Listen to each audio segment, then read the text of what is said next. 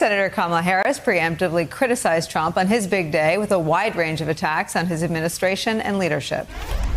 He's the president of the United States, and it's not supposed to be about him. It's supposed to be about the health and the safety and the well-being of the American people. And on that measure, Donald Trump has failed. You see, at its most basic level, Donald Trump doesn't understand the presidency. Instead of rising to meet the most difficult moment of his presidency, Donald Trump froze. He was scared, and he was petty and vindictive. Joining our conversation, former White House Press Secretary Robert Gibbs and associate editor of Real Clear Politics, our friend A.B. Stoddard. A.B. Stoddard, I watched Senator Harris's speech today, and I thought, and I tweeted this already, it's not a new thought, but as I watched it, I thought this is exactly what they were afraid of. And a Trump advisor told me there was some angst about Kamala Harris being selected, but she stood there.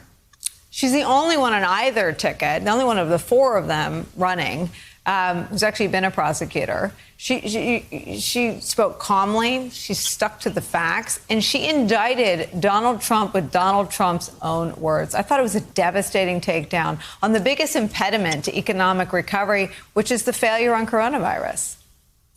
Right. I do think that she is a much more controlled and effective speaker than Donald Trump and then Joe Biden and Mike Pence, who tends to speak in platitudes that he repeats over and over again in circular fashion. But she is a good messenger, and they are on the right message, which is that the decision to ignore the pandemic and to talk about happy times and the need for a tough leader who's not a nice guy because he's not a wimp, and he's unorthodox, and all the other themes that they're hitting at the RNC is a mistake when people are not only really hurting from grief or infection or financial ruin, but we're going to see more of it. There are looming evictions and foreclosures and cascading job loss and, God forbid, school closures once they've all opened.